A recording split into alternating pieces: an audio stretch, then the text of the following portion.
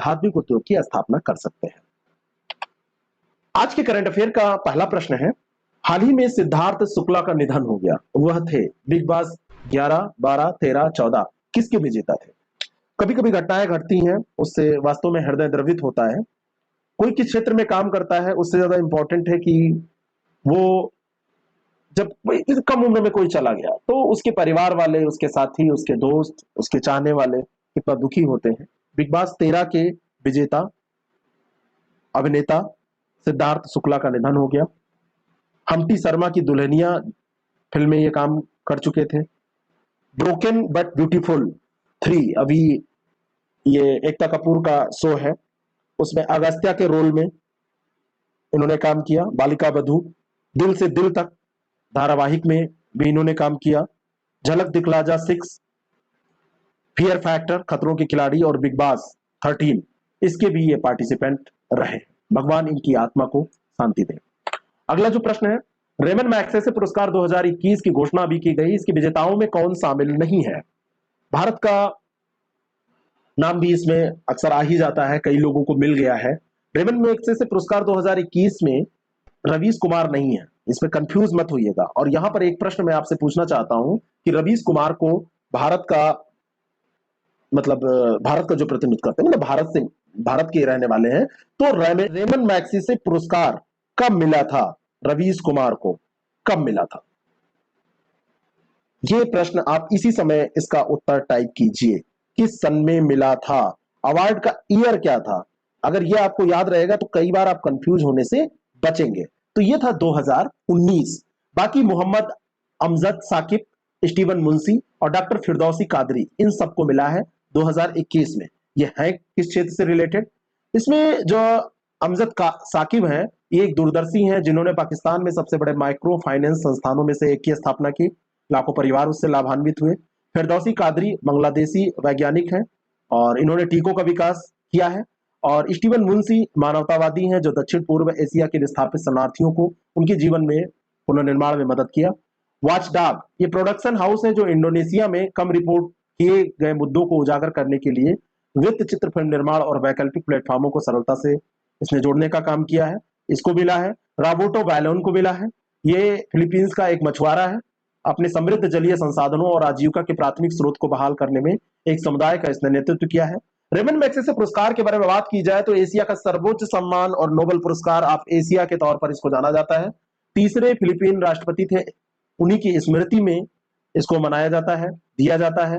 और ये पुरस्कार का नाम उन्हीं के नाम पर रखा गया है और हर साल एशिया में व्यक्तियों और संगठनों को दिया जाता है जो उत्कृष्ट कार्य करते हैं, ऐसे कार्य जो असाधारण प्रकृति के होते हैं, दूसरे लोग ऐसा नहीं करते नॉर्मली। विश्व नारियल दिवस किस तिथि को मनाया जाता है? नारियल इधर इस साल वैल्यू बहुत बढ़ गई थी नारियल की, और अगर पेपर सेटर ने भी नारियल पिया होगा तो वो पेपर सेट करेगा। कोरोना के समय प्लेटलेट बढ़ाने के लिए और प्रतिरोधक क्षमता बढ़ाने के लिए नारियल का, कोकोनट का खूब सेवन लोगों ने किया। 2 सितंबर को हर साल ये मनाया जाता है विश्व नारियल दिवस। और विश्व नारियल दिवस जो इस बार मनाया जा रहा है उसकी थीम भी मैं आपको बताना चाहता हूं। इस बार इसकी जो थीम है, इसका जो रखा गया है, कोविड-19 महामारी और उससे परे एक सुरक्षित, समावेशी, लचीला और टिकाऊ नारियल समुदाय का निर्माण। तो कोविड से रिलेटेड है, इस कारण से इसमें प्रश्न बन सकता है। और वर्ल्ड कोकोनट डे एशियाई प्रशांत नारियल समुदाय के गठन का भी स्मरण करता है। 2009 से हर साल इसको मनाए जाने का प्रस्ताव रखा गया था, तब से ये मनाया जाता है। नारियल वास्तव में बड़ी अच्छी चीज है। आपको पीना है तो ये पीजिए कोल्ड ड्रिंक की जगह। मठा पीजिए, छाछ पीजिए, इसको पीजिए, कोल्ड ड्रिंक मत पीजिए। अन्य भी जो पेय पदार्थ मार्केट में एपे वगैरह सब दुनिया भर का है, उसको मत पीजिए। बाकी जो पीने वाली चीजें और भी हैं उनको भी मत पिया कीजिए। कुछ लोग सिगरेट पीते हैं, दारू पीते हैं, अरे तो और अच्छी अच्छी चीजें उनको पीजिए। सैयद अली शाह गिलानी कौन थे? सैयद अली शाह गिलानी का अभी निधन हो गया। और सैयद अली शाह गिलानी कोई छोटे मोटे व्यक्ति नहीं है, ये एक अलगाववादी नेता थे। हुर्रियत कॉन्फ्रेंस के बारे में आपने सुना है ना? तो ऑल पार्टीज हुर्रियत कॉन्फ्रेंस के पूर्व प्रमुख थे और अभी इनकी उम्र बहुत ज्यादा थी, 91 साल इनका निधन हुआ है। दोनों इसमें विकल्प सही हो जाएंगे। और ये बांदीपोरा तहसील के जरीमुंज गांव के सैयद पीर शाह गिलानी के घर में पैदा हुए थे, कश्मीर में। और सोपोर में ही इन्होंने शिक्षा उच्छा प्राप्त की, लाहौर पाकिस्तान के ओरिएंटल कॉलेज में अपनी पढ़ाई की, और फिर इनकी अलगाववाद के लिए जाने जाते थे। इतनी इंफॉर्मेशन इनके लिए बहुत है। अगला जो प्रश्न है, जापात 2021 अभ्यास का आयोजन कहां हुआ? सबसे पहले तो इंपॉर्टेंट ये है कि आप इसको जानिए ये है क्या।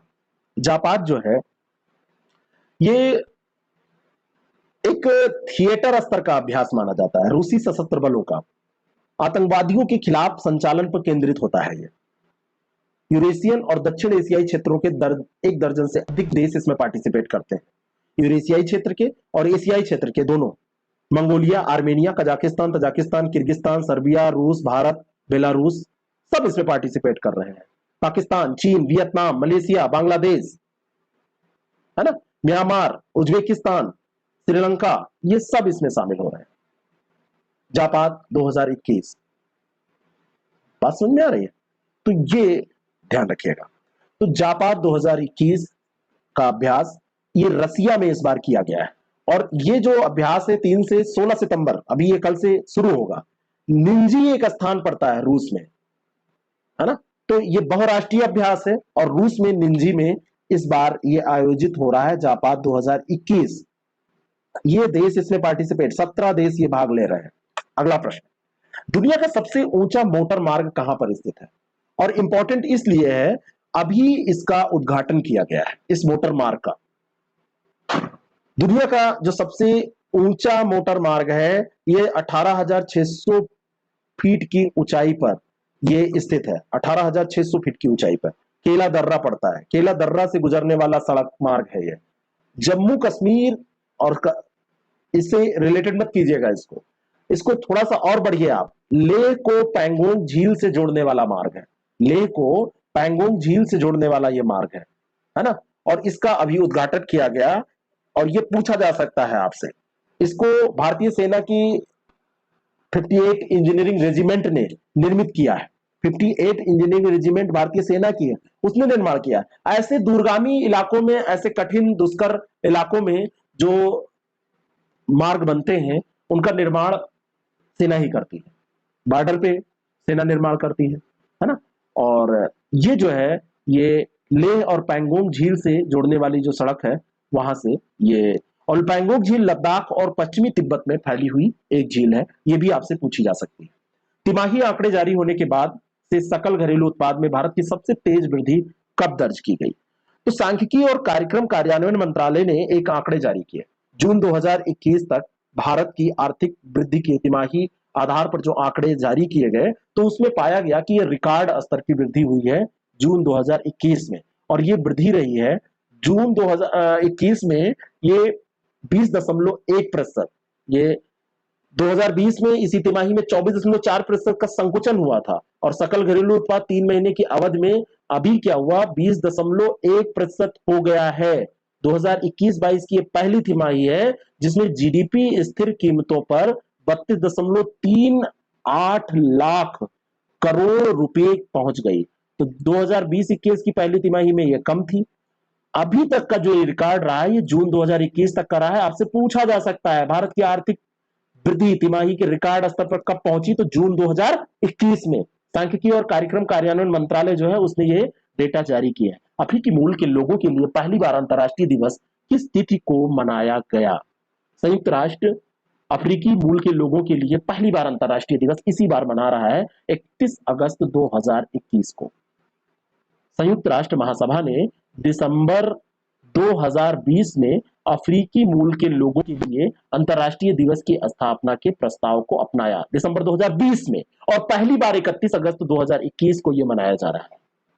यूएन जनरल असेंबली जो है उसने अभी 2020 में ही इसको पारित किया है ना। अफ्रीकी लोगों की जो विरासत है, संस्कृति है, उनका जो योगदान है, तो उसको मान्यता देना, उनको सम्मान देना उद्देश्य है इस दिवस का। बात समझ में आ रही है? मानव अधिकारों और मौलिक स्वतंत्रता के लिए सम्मान को बढ़ावा देने का प्रयास करना इसका उद्देश्य है। नेक्स्ट क्वेश्चन, अगला जो प्रश्न है, भारत के उच्चतम न्यायालय के हाल ही में 2 40 मंजिला टावरों को गिराने का आदेश पारित किया गया। तो उच्चतम न्यायालय ने यह आदेश जो पारित किया है ये कहां के लिए किया है? कहां स्थित है ये टावर? कौन से टावर है ये? किसने इसको डेवलप किया गया? क्या मामला था इसका? तो ये नोएडा में स्थित है। 40 मंजिला टावर है, 850 फ्लैट्स हैं। नोएडा के सुपरटेक लिमिटेड समूह ने इसका डेवलपमेंट किया था। सुपरटेक ने इमारतों के बीच की दूरी और अग्नि सुरक्षा के संबंध में नियमों का उल्लंघन किया था। जब यहां पर रिट हुई तो इसने अपना केस की सुनवाई के दौरान ऑर्डर दिया। New Okhla industrial development authority, Noida का फुल फॉर्म क्या है? ये कहां पर? नोएडा में है। नोएडा का फुल फॉर्म है new Okhla industrial development authority. और सुपरटेक समूह की मिलीभगत हो गई, घूस घूस खा लिया लोगों ने, सब बराबर कर दिया और उसी में यह मामला गड़बड़ हुआ। कम जगह में ज्यादा बनाएंगे, ज्यादा बेचेंगे, ज्यादा पैसा कमाएंगे, लोगों की जिंदगी के साथ क्या होगा ये किसी को कोई फिक्र नहीं, कोई फर्क भी नहीं पड़ता। इसी कारण से ये झेलना पड़ रहा है इनको। जीआईसी लेक्चरर का अगर आप एग्जाम दे रहे हैं, यूपी पीसीएस का एग्जाम दे रहे हैं, आरओ का एग्जाम दे रहे हैं, हमारी टेस्ट सीरीज का लाभ आप उठा सकते हैं। जीआईसी लेक्चरर के लिए 1 से 15 सितंबर के बीच में जो टेस्ट सीरीज चल रही है लाजवाब है। 40 क्वेश्चन का जीएस का प्रैक्टिस सेट आप करिए, उसका पीडीएफ लीजिए, रिवाइज करिए, आप करके देखिए कितना लाभ आपको मिलेगा। और आगे नई टेस्ट सीरीज भी हमारी लॉन्च होने वाली है। जिनको क्लासेस भी चाहिए, सफलता प्रोग्राम वो ज्वाइन करें। किसी भी जानकारी के लिए 6307281212 पर कॉन्टेक्ट करें, नंबर डिस्क्रिप्शन बॉक्स में दिया है। व्हाट्सएप करिए, कॉल करिए। अंतिम प्रश्न है, पोषण अभियान कब लॉन्च किया गया था? पोषण अभियान क्यों चर्चा में रहा? पोषण अभियान अभी इसका एक 2.0 कार्यक्रम, इसका वर्जन जारी किया गया है। पोषण अभियान या पोषण कार्यक्रम का 2.0 वर्जन। बेसिकली ये कार्यक्रम शुरू किया गया था 8 मार्च 2018 को। 8 मार्च का जो दिन होता है, 8 मार्च का दिन होता है क्या? अंतर्राष्ट्रीय महिला दिवस मनाया जाता है। और 8 मार्च 2018 को प्रधानमंत्री नरेंद्र मोदी ने पोषण कार्यक्रम की शुरुआत की थी। पोषण का अर्थ है prime ministers over reaching scheme for holistic nutrition. और सरकार ने पोषण अभियान के उद्देश्यों पर ध्यान केंद्रित करते हुए फिर 2021-22 के बजट भाषण में इसके दूसरे वर्जन 2.0 कार्यक्रम की घोषणा की। और यह एक एकीकृत पोषण सहायता कार्यक्रम के रूप में पोषण सामग्री वितरित करने, आउटरीच, परिणामों को मजबूत करने का प्रयास करता है। आपसे प्रश्न पूछा जा सकता है, वैसे ये पोषण जो माह है इसमें अलग अलग हफ्तों के टारगेट रखे गए हैं, लेकिन वो चारों हफ्तों के अलग अलग थीम, अलग अलग टारगेट वो नहीं पूछे जाएंगे। लेकिन पोषण माह कब? तो सितंबर महीने में मनाया जाता है, ये ध्यान रखना आप। ये पूछा जाता है, पोषण माह सितंबर महीने में मनाया जाता है। इसका उद्देश्य क्या होता है? समुदाय को संगठित करके लोगों की भागीदारी को, पार्टिसिपेशन को उनको बढ़ाया जा सके। जो भी गर्भवती महिलाएं हैं, स्तनपान कराने वाली धात्री महिलाएं हैं, माँ, बच्चे, किशोरी जो हैं, उनके स्वास्थ्य के बारे में उनकी चिंता की जाती है, पोषण उनको मिल सके, न्यूट्रिशन उनको मिल सके, और भारत सरकार का एक प्रमुख कार्यक्रम है।